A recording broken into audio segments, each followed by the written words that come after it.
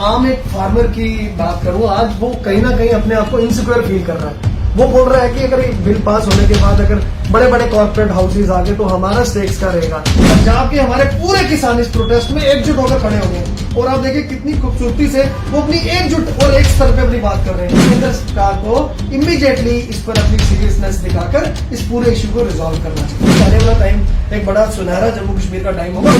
साथ ही मैं लैंड की भी बात करूँ, आज हम वेलकम करते हैं बाहर से इंडस्ट्री में, हम वेलकम करते हैं कि बाहर से बड़े बड़े उद्योगपति आए यहाँ पर हम चाहते हैं कि जो यहाँ के लोग हैं उनको फर्स्ट प्रेफरेंस और फर्स्ट प्रायोरिटी उनको मिले। बदकिस्मती रही जम्मू कश्मीर की अवाम की, जो हमेशा ही डेवलपमेंट पे चलना चाहती थी, पर यहाँ के लीडर्स ने जम्मू वर्सेस कश्मीर हमेशा ही बनाया गया। आप बताइए मुझे कौन से लीडर्स हैं जम्मू के आज जो डेवलपमेंट के अलावा, आप देखिए डेवलपमेंट की बात ही नहीं होती। बेसिक एक फैसिलिटी 4G की फैसिलिटी से आज आपने हमारे यहाँ के युवा को रोका हुआ है। क्यों भाई?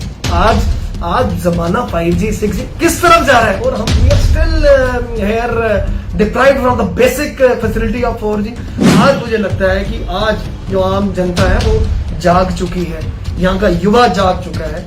इनको पता है कि हमें अब क्या करना है, क्योंकि जितनी भी अगर आप इनकी बयानबाजियां देखो, जितने भी पॉलिटिकल लीडर्स हैं सबकी कहीं ना कहीं बयानबाजियां जो है कोरिलेट करती हैं कि पॉलिटिकल गेन्स के लिए। 370 और 35 की आड़ पे आज ही बात करते हैं, आज चले गए हमें 370 और 35 से चला गया। कितनी डेवलपमेंट होगी थी जम्मू कश्मीर की पहले 370 या 35 की?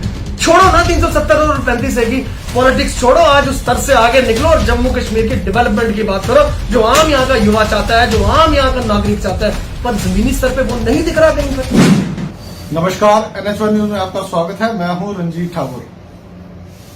NH1 न्यूज पर आज हम आपकी खास मुलाकात करवाने जा रहे हैं इंटरनेशनल रनर गौरव गुप्ता से, और ये फॉर्मर चैम्बर ऑफ कॉमर्स के सेक्रेटरी भी रह चुके हैं। आज इनसे हम जानेंगे कि जिस तरीके से 26 नवंबर को देश भर में फार्म्स बिल को लेकर प्रोटेस्ट की बात की जा रही है और कहा जा रहा है कि 500 से ज्यादा ऑर्गेनाइजेशन देश भर में जो है वो दिल्ली में जाएंगी और प्रोटेस्ट करेंगी। उसका असर जम्मू कश्मीर में किस तरीके से पड़ेगा, यहाँ का जो बिजनेस क्लास है और जिस तरीके से चैम्बर ऑफ कॉमर्स है, इस तरीके से देखते हैं। सर, आपको क्या लगता है कि इस प्रोटेस्ट का असर क्या होने वाला है? देखिए, ये जो इस समय जो एक स्थिति बनी है, बड़ी भयंकर सी स्थिति है, जिसमें सारे आप देख रहे हैं पंजाब के तकरीबन जितने फार्मर्स हैं सारे दे आर प्रोटेस्टिंग। अब मुझे लगता है कि जो 26 का जो उनका अनाउंसमेंट है, जिस तरीके वो दिल्ली की तरफ रुख करने जा रहे हैं, और मुझे लगता है कि आज अगर वो कहीं ना कहीं अगर कल को जाकर ये 26 को अगर वो प्रोटेस्ट करते हैं, मुझे लगता है कि जम्मू कश्मीर में इसका बहुत बड़ा एक असर देखने को मिलेगा। क्योंकि जम्मू कश्मीर की अगर कनेक्टिविटी है वो डायरेक्ट पंजाब से ही, अगर आप देखें पंजाब से सीधे सारी चीजें यहाँ पर आती हैं, तो अगर इनका प्रोटेस्ट अगर कहीं पर जाकर एक वायलेंट होता है या बड़ा होता है, तो कहीं ना कहीं मुझे लगता है कि यहाँ पे भी जम्मू कश्मीर की अगर इकोनॉमी की भी मैं बात करूं, एक बहुत बड़ा झटका लगेगा।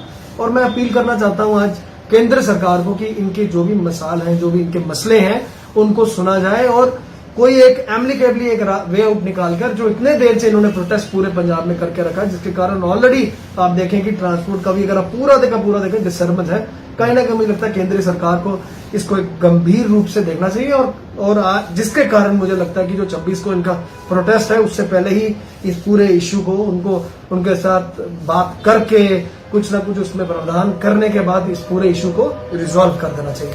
तो फार्म बिल को जिस तरीके से पास किया गया और काफी वक्त हो चुका है इस समय, मगर पंजाब में आप देखेंगे तो रेगुलर प्रोटेस्ट जारी है। चीफ मिनिस्टर अमरिंदर सिंह भी प्रोटेस्ट में हिस्सा ले रहे हैं और चलकर हिस्सा ले रहे हैं। तो कई बार जब बात ये की जा रही है कि ये पॉलिटिकल प्रोटेस्ट, तो उस पर क्या आपका टेक है? क्या लगता है आपको कि जम्मू कश्मीर में भी अगर आप बात करते होंगे फार्मर से, तो उनकी क्या सोच है? और ये जो प्रोटेस्ट हो रहे हैं, क्या लगता है आपको कि क्या पूंजीपति सचमुच उनकी जो है हक वो मारेंगे? देखिए, आज अगर मैं आम एक फार्मर की बात करूं, आज वो कहीं ना कहीं अपने आप को इनसिक्योर फील कर रहा है। वो बोल रहा है कि अगर एक बिल पास होने के बाद अगर बड़े बड़े कॉर्पोरेट हाउसेज आगे तो हमारा स्टेक्स का रहेगा। तो मुझे लगता है कि ऐसा नहीं है कि ये पॉलिटिकल कोई इन्फ्लुएंस करके या पॉलिटिकली बेस्ड है। मुझे लगता है कि एक आम इंसान आज एक आम बात कर रहा है, और जिसको एक बड़ी गहराई से केंद्र सरकार को लेना चाहिए, क्योंकि इतना लंबा अगर पॉलिटिकल बेस भी हो तो इतना बड़ा प्रोटेस्ट नहीं होता। आज आप देखिए पंजाब के हमारे पूरे किसान इस प्रोटेस्ट में एकजुट होकर खड़े हो गए, और आप देखिए कितनी खूबसूरती से वो अपनी एकजुट और एक स्तर पे अपनी बात कर रहे हैं। तो इट मीन्स कि कुछ ना कुछ उनको इनसिक्योरिटी है उन फार्मर्स की, बिल्कुल जो भी अपनी प्रॉब्लम्स हैं जायज है। मुझे लगता है कि केंद्र सरकार को इमीडिएटली इस पर अपनी सीरियसनेस दिखाकर इस पूरे इशू को रिजॉल्व करना चाहिए। तो गौरव जी, धारा 370 को हटे हुए साल से भी ज्यादा का वक्त हो गया है और जिस तरीके से यूनियन टेरिटरीज बनाई गई और एक बात कही जा रही थी कि जम्मू कश्मीर में अब जो है डेवलपमेंट का सिलसिला शुरू होगा, यहाँ पर तरक्की होगी, बाहर से लोग आएंगे, अब तो जमीनें भी आप खरीद सकते हैं। तो क्या लगता है, आपने अभी तक कितना चेंज देखा है? क्या लगता है आपको कि आने वाले दिनों में जम्मू कश्मीर की तस्वीर बदलेगी? देखिए, सबसे बड़ी बात अगर मैं इसमें करूं कि धारा 370 और 35 से जब चला गया और ऑलमोस्ट आपने देखा कि 5 अगस्त 2019 को जब ये फैसला लिया गया, तो मैं अपने जम्मूइट्स की बात करूं या हम अपनी यहाँ की बात करें, हमें एक बहुत ज्यादा एक्सपेक्टेड था कि ये पूरा हटने के बाद एक सी चेंज होगी जिसमें जम्मू कश्मीर की एक नई किस्म की छवि सामने आएगी और जम्मू कश्मीर में प्रगति होगी। बट अनफॉर्चुनेटली जब धारा खत्म हुई 35 को उठाया गया, उसके बाद यहाँ पर पहले 2-3 महीने लगे सेटल ही होने में, उसके बाद कोरोना आ गया। As such as on today अगर मैं बात करूं, कोई इतना बड़ा कोई डेवलपमेंट का स्तर वो सामने नहीं है। आज आप देखिए जम्मू एड्स को, खासकर मैं जम्मू कश्मीर की आवाम को अगर मैं बात करूं, आज एक बेसिक 4G की फैसिलिटी से आपने वंचित रखा है। आप इतने ज्यादा इश्यूज हैं, अब एक एक करके अगर मैं उठाने आऊं, नो डाउट डेवलपमेंट के स्तर पे हम लोग बिल्कुल जा सकते थे, पर अगर सारा माहौल ठीक रहता। बदकिस्मती रही जम्मू कश्मीर की, यहाँ पर कोविड भी आ गया। क्या पता केंद्र सरकार के बहुत से ऐसे प्लान्स थे कि उन्होंने उस समय क्या करना था, पर कहीं ना कहीं कोरोना का संकट भी बीच में आ गया। और मुझे लगता है कि आने वाले दिनों में जिस तरीके ये पूरे के पूरे डिसीजंस लिए जा रहे हैं, बाहर से आपने देखिए कि अभी अनाउंसमेंट हुए लैंड लॉस को भी लेकर, मुझे लगता है कि आने वाला टाइम एक बड़ा सुनहरा जम्मू कश्मीर का टाइम होगा। पर साथ में मैं ये भी कहना चाहता हूं कि अगर आप जॉब्स की बात करो या लैंड लॉस की बात करो, जॉब्स की भी अगर हम बात करेंगे तो मुझे लगता है कि कुछ ना कुछ परसेंटेज हमारे लोकल जो यहाँ पे जम्मू कश्मीर के लोग हैं उनके लिए जरूर उसकी कहीं ना कहीं इनको फिक्स करनी चाहिए रेशो। और साथ ही मैं लैंड की भी बात करूं, आज हम वेलकम करते हैं बाहर से इंडस्ट्रीज आए, हम वेलकम करते हैं कि बाहर से बड़े बड़े उद्योगपति आए यहाँ पर हम चाहते हैं कि जो यहाँ के लोग हैं उनको फर्स्ट प्रेफरेंस और फर्स्ट प्रायोरिटी उनको मिले। अब मेरे कहने का मतलब इसमें बड़ा कैटेगरी एक मैसेज है कि हम चाहेंगे बड़े बड़े उद्योगपति आए। जब आप देखिए बड़ी एक इंडस्ट्री आती है ना, उसके छोटी इंडस्ट्री तो उसके साथ जुड़ी होती हैं, वो भी सारी ग्रो करती हैं। पर आज मैं कहना चाहता हूं कि अगर उस इंडस्ट्रीज में एम्प्लॉयमेंट हो, आज उस इंडस्ट्रीज में अगर और उससे छोटे जैसे ऑर्डर्स हैं, इंडस्ट्री बाहर से रॉ मटेरियल ना ले, मुझे लगता है कि preference should be given to the people of Jammu and Kashmir. क्योंकि आज जम्मू एंड कश्मीर एक अपने आप को एक उस तरफ से सोच रहा है कि ये एक तो 35 से भी चला गया, 370 भी चला गया, अब आगे आने वाले टाइम पे पता नहीं हमसे और क्या क्या लिया जाएगा, ऐसा नहीं है। पर मुझे लगता है कि हमें काफी आशाएं हैं केंद्र सरकार से कि आने वाले टाइम पे जो भी आगे डिसीजन होंगे वो हमारे हित में होंगे।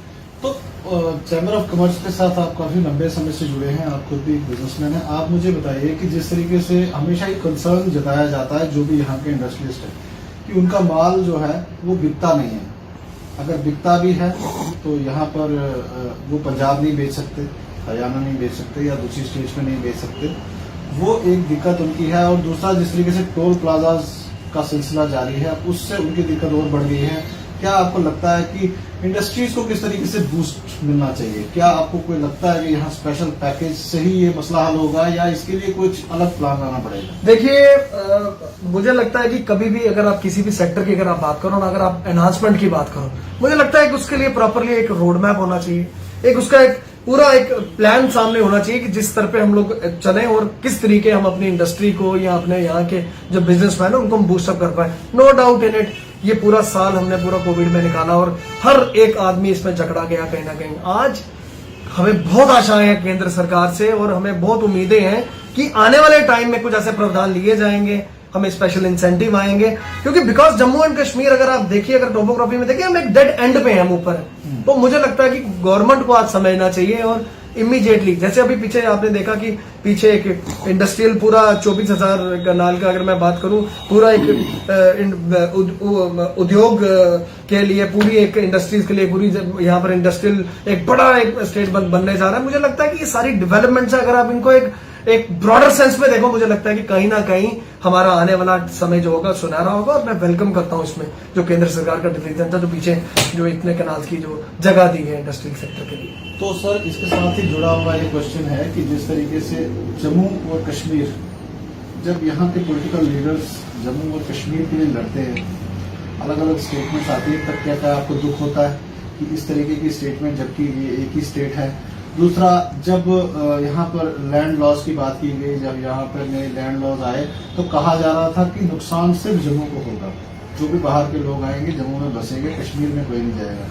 तो इस धारणा को बदलने की कितनी जरूरत है? क्यों इतना साइकोसिस और फेयर का माहौल बनाया जा रहा है कि कश्मीर में कोई नहीं जाएगा? देखिए, एक फेयर साइकोसिस का माहौल जो है हमारी यहाँ की, अगर आप लीडरशिप की बात करो ना, बदकिस्मती रही जम्मू कश्मीर की अवाम की, जो हमेशा ही डेवलपमेंट पे चलना चाहती थी, पर यहाँ के लीडर्स ने जम्मू वर्सेस कश्मीर हमेशा एक बनाया गया।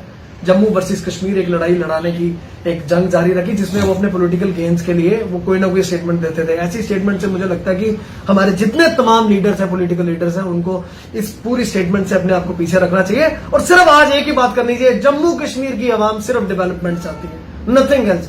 एक नॉर्मल आदमी, एक नॉर्मल, अगर आप यहाँ का हमारा युवा की अगर आप बात करो, हमारी आवाम की बात करो, वो हमेशा डेवलपमेंट की बात करेगा। आज आप देखिए, आप हमारे कितने सेक्टर्स हैं, हेल्थ इंफ्रा की अगर मैं बात करूं, अगर आज टूरिज्म की बात करूं, आज हमारी इतनी ज्यादा और हमारी इतने ज्यादा सेक्टर थे जिसमें बात ही नहीं करते। इधर यहाँ पर कोशिश होती है कि पॉलिटिकल गेन्स के लिए जम्मू से कोई स्टेटमेंट दे रहा है, फिर कश्मीर से स्टेटमेंट दे रहा है। मुझे लगता है ऐसा नहीं होना चाहिए और इन सब पॉलिटिकल पार्टीज को अपने इस स्तर से ऊपर निकलकर डेवलपमेंट की बात करनी चाहिए, जो कि मुझे बड़ा दुख होता है। आप बताइए मुझे, कौन से लीडर्स हैं जम्मू के आज जो डेवलपमेंट के अलावा, आप देखिए डेवलपमेंट की बात ही नहीं होती। आप लखनपुर क्रॉस करते हैं, आपके साथ में बसोली है, क्या खूबसूरत नजारे हैं। बसंतगढ़ की बात करो, इतने ज्यादा एरियाज हैं जो आज अपने आप को वंचित फील करते हैं, बोलते हैं कि हमें क्यों डिप्राइव, हमें क्यों लग रखा गया, क्योंकि कभी आपका विजन ही नहीं आया उस साइड पे कि हम इनको भी डेवलपमेंट करते हैं। आज अगर मैं यहां से निकलते जाऊं, अगर आप पुंछ की बात करो, मुगल रोड की बात करो, क्या खूबसूरती है सारी साइड, भद्रवाह की बात करो, आपको नहीं लगता कि इन टॉपिक्स को डिस्कस करना चाहिए था, ताकि यहाँ पे टूरिज्म का स्तर बढ़ता और जम्मू कश्मीर एक प्रगति के स्तर पर चलता। पर अनफॉर्चुनेटली यहाँ के लीडर्स जो है, डेवलपमेंट की जो बात जो मैं सोचता हूं कि जो होनी चाहिए, वो कहीं देखने को मिलती नहीं है।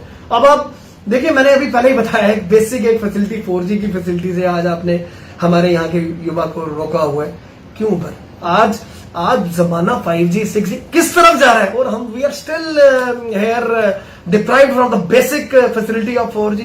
मुझे लगता है कि अब ये सारी पॉलिटिकल पार्टीज को एक सारा अपना ये सारी चीजें छोड़कर, अपनी बयानबाजियां छोड़कर, एक ही सिर्फ एक मैसेज है उन सबके लिए कि पॉलिटिकल पार्टी जितनी भी है डेवलपमेंट की बात करें।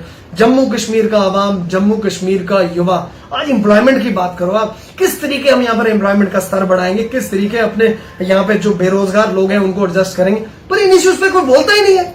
मुझे बड़ा आज दुख होता है। आप देखिए, आप सबकी स्टेटमेंट्स नोट करिए, nobody is talking about the developmental part of Jammu and Kashmir. That is the most unfortunate part. आज मुझे लगता है कि आज जो आम जनता है वो जाग चुकी है, यहाँ का युवा जाग चुका है, उनको पता है कि हमें अब क्या करना है। क्योंकि जितनी भी अगर आप इनकी बयानबाजियां देखो, जितने भी पॉलिटिकल लीडर्स हैं, सबकी कहीं ना कहीं बयानबाजियां जो है कोरिलेट करती हैं कि पॉलिटिकल गेन्स के लिए। आज अगर आप बात करेंगे 370 और 35A के बाद आज जाने के बाद, आज हमें लगता है कि हमें कुछ सीख मिली होगी। आप मुझे बताइए, 370 और 35A की आड़ पे आज ये बात करते हैं, आज चले गए, हमें 370 और 35A चला गया। कितनी डेवलपमेंट होगी थी जम्मू कश्मीर की पहले 370 या 35A की? छोड़ो ना 370 और 35A की पॉलिटिक्स, छोड़ो, आज उस स्तर से आगे निकलो और जम्मू कश्मीर की डेवलपमेंट की बात करो, जो आम यहाँ का युवा चाहता है, जो आम यहाँ का नागरिक चाहता है, पर जमीनी स्तर पे वो नहीं दिख रहा कहीं पर।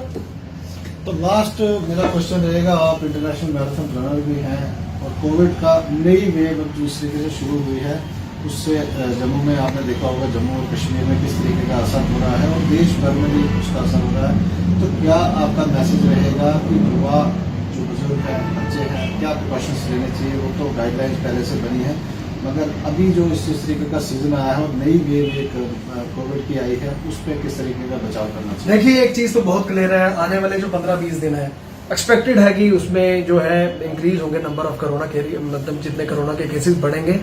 अभी पीछे आपने देखा दिवाली का फेस्टिवल निकला, फिर शादियों का सीजन चल रहा है, इस समय लोग जो है ना, लोगों ने कुछ थोड़ी ढिलाई कर दी है, mask, they are not wearing mask, youngsters घूम रहे हैं विदाउट मास्क। मैं उन सबको अपील करना चाहता हूँ, आप अपने घर में जो आपके लोग हैं, जो आपके पेरेंट्स हैं, जो 60 साल के ऊपर हैं, 55 ईयर्स के ऊपर है, आप उनके लिए एक सॉफ्ट कैरियर बनते जा रहे हैं और आपकी यही सब नजर, जो आप जिस तरीके से आपकी जो एक हरकतें हैं, उनको कहीं ना कहीं उनको मुश्किलों में डाल देंगे। क्योंकि जो लोग कोमॉर्बिड होंगे, they are the soft targets. जिनको डायबिटीज की प्रॉब्लम है, जिनको हार्ट का इशू है, जिनको किडनीज का इशू है, वो कहीं ना कहीं इस पूरे कोरोना संकट के सबसे बड़े टारगेट, सबसे बड़ा चैलेंज उन्हीं के लिए है। तो आज मेरा मैसेज उन सबके लिए बहुत ज्यादा क्लियर है, बिल्कुल डिलाई ना करें, कोरोना को बड़ा सीरियसनेस से लें, क्योंकि आने वाले जो एक्सपेक्टेड है, आने वाला जो टाइम हमें दिख रहा है, जो सामने दिख रहा है, आने वाले 15-20 दिन, बिकॉज विंटर्स आ चुकी हैं, ये आपको समझना पड़ेगा। विंटर्स में ऑलरेडी जो हमारे यहाँ के लोग हैं, आप देखिए कई लोगों को विंटर्स में चेस्ट की प्रॉब्लम हो जाती है, कई लोगों को चेस्ट कंजेशन हो जाती है, कई लोग जो है वो ऑलरेडी हर साल इस पूरी विंटर्स के जैसे मौसम चेंज होता है वो विक्टिम बनते हैं। आज उनके लिए कहीं ना कहीं पे ये डबल चैलेंज है, और आज कहीं ना कहीं उनको एक ज्यादा अलर्ट रहने की जरूरत है, बिकॉज जो आने वाला समय है, मुझे कहते हुए बिल्कुल दुख नहीं हो रहा कि आने वाले जो दिन है, मुझे लगता है कि ये कोरोना का जो स्तर है बढ़ जाएगा। और नो डाउट इन इट कि आज वैक्सीन आ गई है। आज फाइजर और मोडर्ना बोथ आर क्लेमिंग कि they have come up with the vaccine. But आज सबसे बड़ा चैलेंज एक हिंदुस्तान के लिए ये भी बन चुका है, क्योंकि -70 डिग्री टेम्परेचर मेंटेन करना। फर्ज करो आपको अगर वैक्सीन लगानी है, कोरोना की वैक्सीन लेनी है, आपको सबसे बड़ा जो आज चैलेंज है कि how you are going to maintain the temperature of -70 degrees. आपको उसके लिए पहले कोल्ड स्टोर बनाने पड़ेंगे, जहां से भी वैक्सीन आएगी। तो अभी ये बहुत बड़ी एक्सरसाइज है ये। आप मत सोचिए वैक्सीन आ गई है तो आपको इजीली अवेलेबल है तो लग जाएगी। अभी वो वैक्सीन आना और वैक्सीन लगना भी एक बहुत बड़ा चैलेंज है। आज हिंदुस्तान सरकार जरूर इस पे भी काम कर रही होगी, इंफ्रास्ट्रक्चर पे भी जा रहे होंगे, कोल्ड स्टोरेज बना रहे होंगे कि डिलीवरी एंड में जहां पर कोरोना की जहां पर वैक्सीन लगे वहां पर हमारा माइनस। अब जैसे फाइजर की बात करूं, फाइजर की जो वैक्सीन है उसके लिए -70 डिग्री चाहिए, उसके लिए मिनिमम जो कोल्ड उसका जो टेम्परेचर है वो उसका -70 चाहिए। अब ये अगेन हमारी सरकार के लिए चैलेंज बन चुका है आज की डेट में कि ये सारे प्रावधान को पूरा देखने के बाद ही यहाँ पर फाइनली वैक्सीन आएगी। पर जब तक वैक्सीन आएगी मुझे नहीं लगता कि किसी को भी ढिलाई करना चाहिए, और इसको एक सीरियसनेस से लो, बिल्कुल सीरियसनेस से लो, otherwise we will land into trouble. बहुत शुक्रिया। तो ये थे हमारे साथ गौरव गुप्ता, ये फॉर्मर सेक्रेटरी भी थे चैम्बर ऑफ कॉमर्स जम्मू के, और इंटरनेशनल रनर भी हैं, मैराथन रनर हैं। तो इनसे आज हमने खास मुलाकात की और डिफरेंट इश्यूज पे बात की। मेन इश्यूज ये था कि 26 नवंबर को जिस तरीके से देश भर में किसान एकजुट हो रहे हैं फार्म बिल्स को लेकर, उस पर इनका कहना था कि सरकार को जरूर सोचना चाहिए, कुछ न कुछ फैसला जरूर करे ताकि फार्मर्स का जो इनसिक्योरिटी है वो दूर हो सके। आप जुड़े रहे नेशनल न्यूज के साथ।